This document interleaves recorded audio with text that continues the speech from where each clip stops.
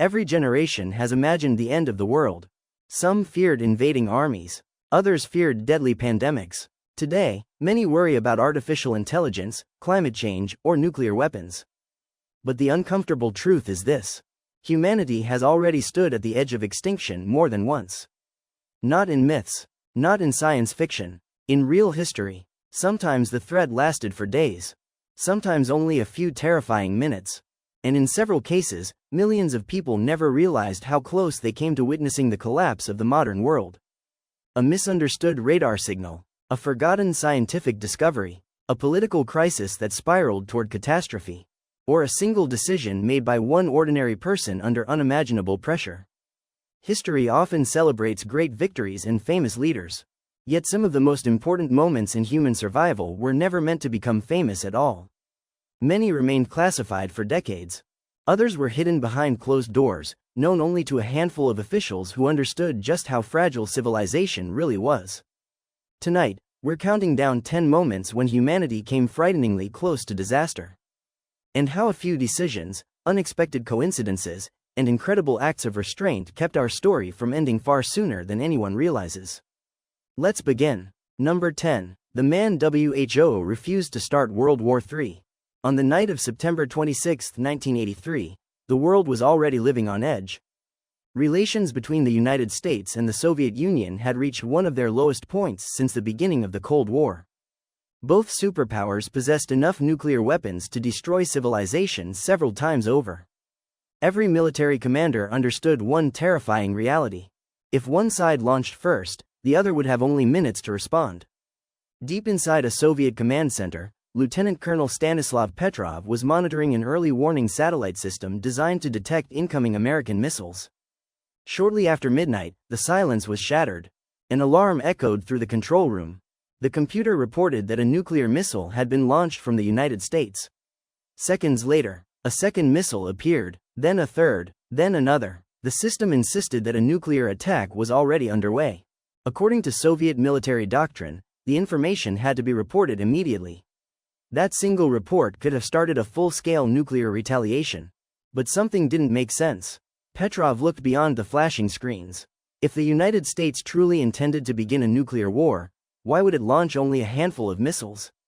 A real first strike would almost certainly involve hundreds. Ignoring protocol meant risking his career. Following protocol could risk the future of humanity. With only moments to decide, Petrov trusted his own judgment instead of the computer's. He reported the warning as a false alarm. Minutes passed. No explosions, no incoming missiles, no war. Later investigations uncovered the truth.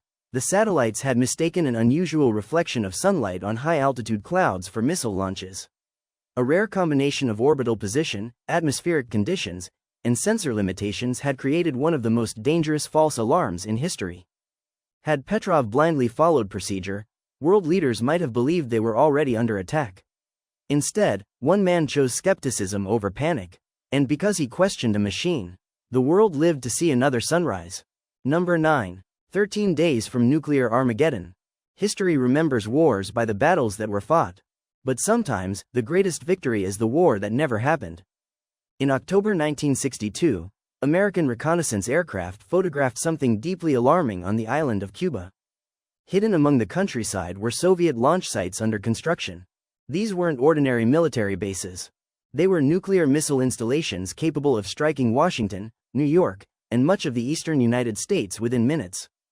For the first time in history, two nuclear superpowers stood on the edge of direct confrontation with almost no room for error. President John F. Kennedy responded by ordering a naval blockade around Cuba, demanding that no additional Soviet military equipment be allowed through. Across the Atlantic, Soviet leader Nikita Khrushchev refused to back down. Warships continued toward the blockade. Strategic bombers were placed on high alert. Missile crews prepared for launch. Around the world, governments quietly began preparing for the possibility that civilization itself might not survive the month. But the greatest danger wasn't the missiles. It was uncertainty. Messages between Washington and Moscow often took hours to arrive. Military commanders on both sides were forced to make life or death decisions without knowing what the other side intended. Then the situation became even more dangerous.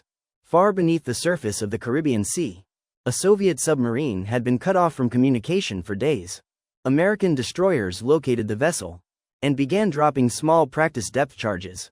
Signals meant only to force the submarine to surface. The crew inside had no way of knowing that. To them, the explosions sounded like the opening shots of a war.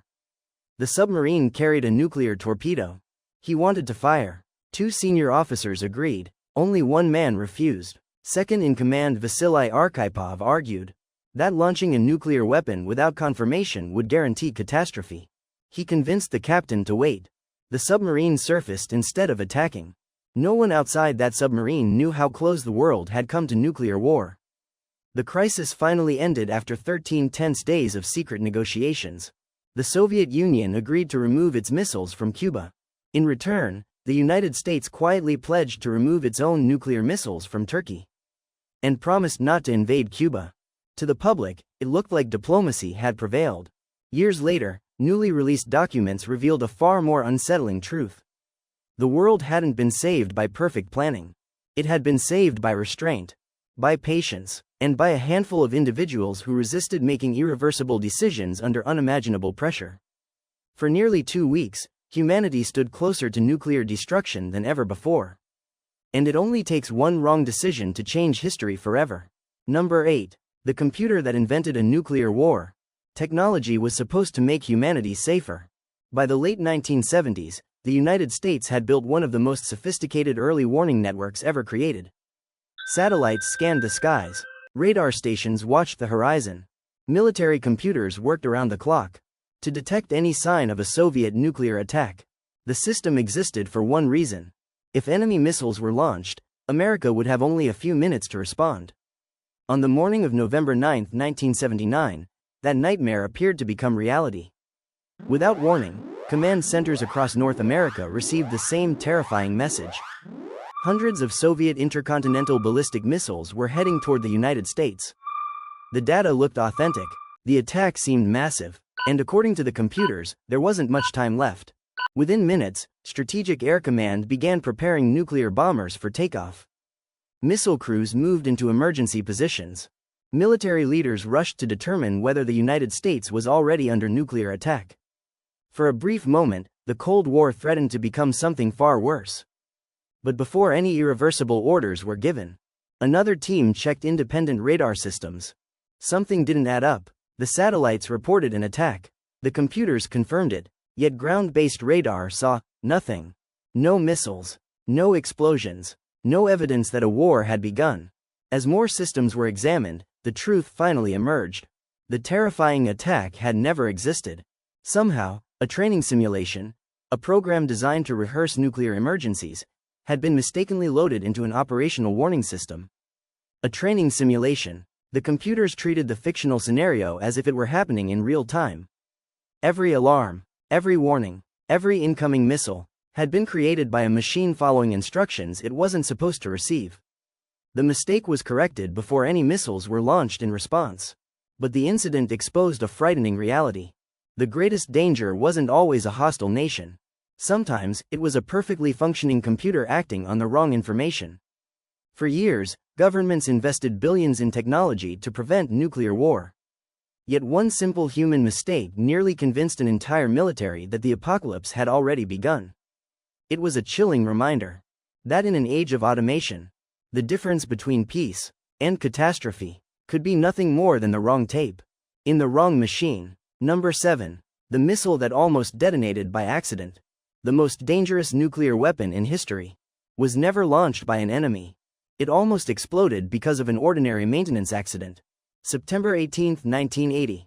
Damascus, Arkansas Missile Complex at night. Technicians arrive at the Titan II silo. Routine maintenance begins. Everything appears completely normal. First reveal of the Titan II missile. Low-angle shot emphasizing its enormous size. Nuclear warhead capable of megaton destruction. The missile's intricate engineering. Every movement inside the silo is carefully controlled. Technician working high above the missile. Close-up of the socket wrench.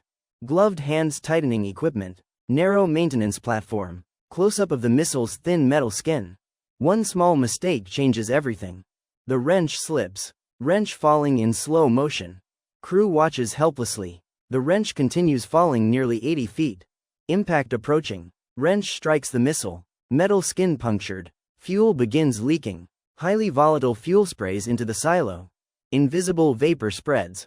Entire silo filling with explosive gas. Emergency alarms activate. Immediate evacuation begins. Emergency vehicles arrive. Military commanders establish command post. Situation maps and engineering diagrams. Pressure gauges rising. Fuel continues leaking. Engineers debate possible solutions. Hazard teams prepare protective equipment. Discussion about re-entering the silo. Hours pass. Clock approaches midnight. Pressure continues increasing. Tense control room. Silence before disaster. Midnight arrives.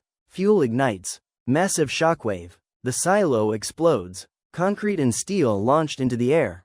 Titan II missile destroyed. Nuclear warhead thrown from the silo. Warhead flying through the night sky. Rescue teams freeze in disbelief.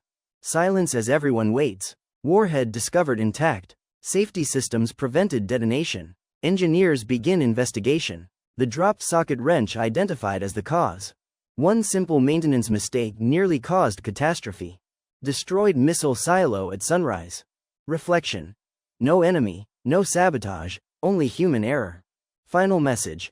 Sometimes civilization survives not because everything goes right, but because safety systems work exactly as intended. History at a crossroads, symbolic fork in a dark road, storm clouds gathering above. Close-up of broken mechanical gears and cracked metal, industrial decay. American nuclear bomber squadron patrolling night sky, silhouettes against stars. Military control room, officers monitoring alert boards, red warning lights glowing. World map with flight paths and red alert markers, war room table. Large wall clock ticking in a tense command center, countdown atmosphere. B-52 bomber flying low over quiet farmland and small towns at dawn. Sunrise breaking over North Carolina countryside, misty fields, calm before disaster. B-52 Stratofortress in flight, massive wingspan against pale morning sky. Extreme close-up of stressed metal, hairline crack spreading under pressure. Aircraft fuselage breaking apart mid-air at high altitude, debris scattering. Chaotic cockpit interior, warning lights flashing, alarms blaring. Bomber disintegrating in the sky, trailing smoke and twisted metal fragments. Pilot ejecting from aircraft, parachute deploying against gray clouds. Multiple parachutes descending through open sky, aircraft wreckage falling nearby. Two large bomb-shaped objects falling free from a collapsing aircraft. Silhouette comparison. Small bomb icon beside massive mushroom cloud, scale visualization. Bomb-shaped object falling through clouds toward Earth below. Close-up of mechanical safety switches and circuitry activating, sparks of light. Parachute deploying from a falling weapon, fabric snapping open. Electrical circuit board glowing, arming mechanism lights switching on one by one. Close-up of a weapon's metal casing, cold and eerily calm surface. Investigator in archive room examining classified documents years later, dim lamplight. Technical schematic diagram, 5 of 6 safety switches marked failed in red. Extreme macro shot of a single small electrical switch, faint glow. Map of North Carolina with expanding red blast radius overlay. Wide aerial view of a populated region, ominous shadow overhead. Weapon resting undetonated in a quiet rural field, smoke rising nearby. Stack of classified file folders stamped, top secret, dim office light. Government official silhouette behind frosted glass door, tense atmosphere. Old newspaper clipping partially visible, investigative journalism theme. Empty missile silo interior, cold industrial concrete and steel. Lone bomber silhouette flying over a sleeping city at dusk. Final wide shot. A single glowing switch centered in darkness, dramatic spotlight. In April 1815, Mount Tambora erupted on the Indonesian island of Sumbawa. The explosion was heard more than 1,000 miles away. Villages vanished beneath ash and fire. The summit of the mountain collapsed. Tens of thousands died from the eruption and the hunger that followed. But Tambora's most dangerous weapon was almost invisible. Sulfur-rich gases rose high into the atmosphere, where they formed a veil of tiny particles around the planet. Sunlight still reached Earth, just not enough of it. The following year, weather patterns began to break. In Europe, relentless rain destroyed grain. In North America, frost returned in June. Snow fell when fields should have been growing. Across parts of Asia, weakened monsoons and abnormal cold damaged harvests. 1816 became known as the year without a summer. At first, each disaster looked local. A farmer in Switzerland saw only ruined crops. A family in New England saw only another impossible frost.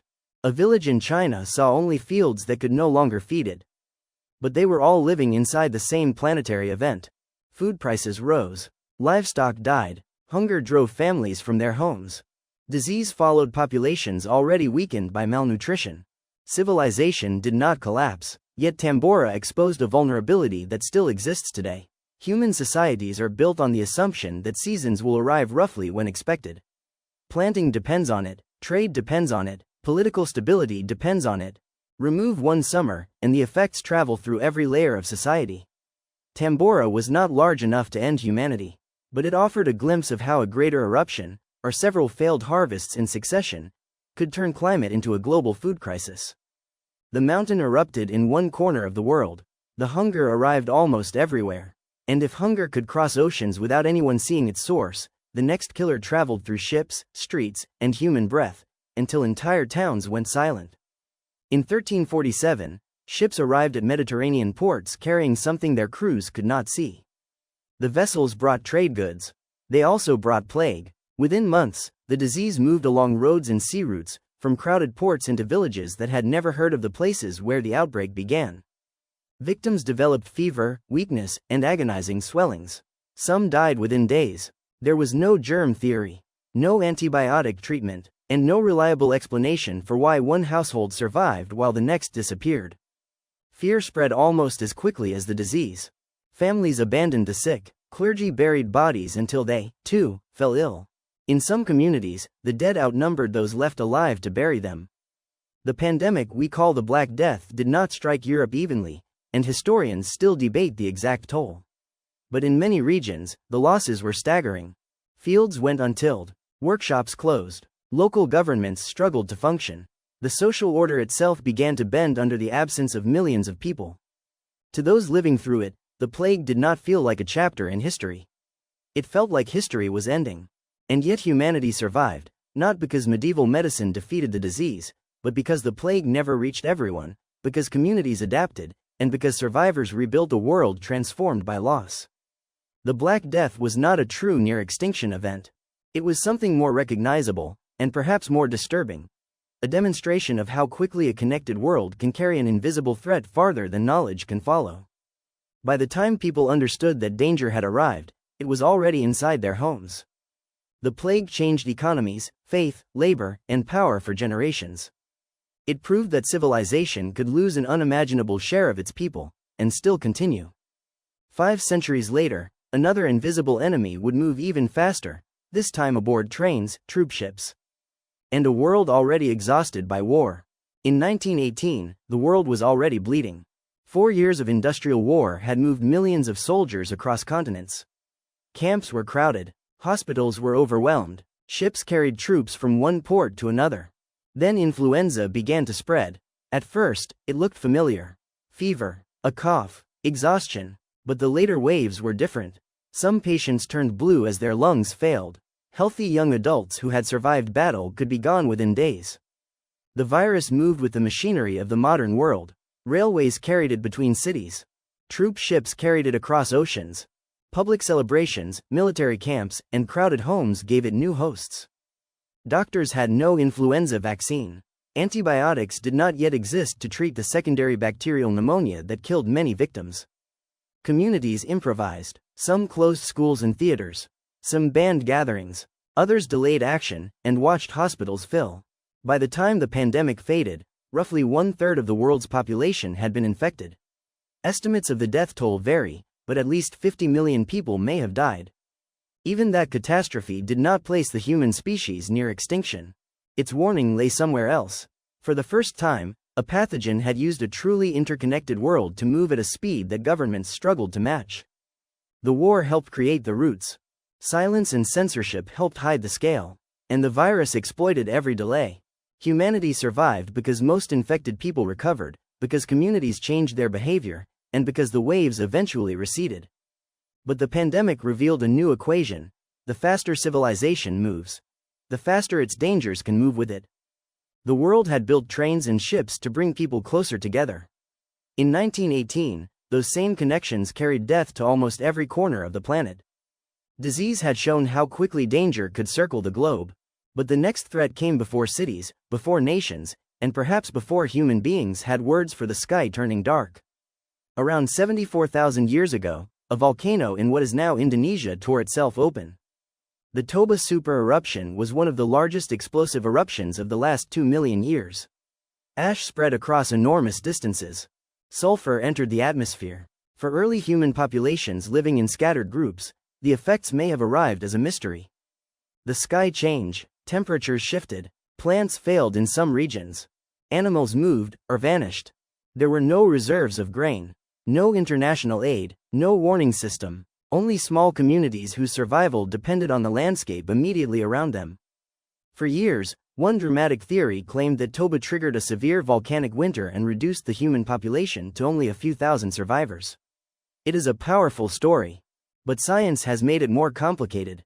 Archaeological evidence from parts of Africa and India suggests that some human groups endured the eruption and continued using the same landscapes afterward.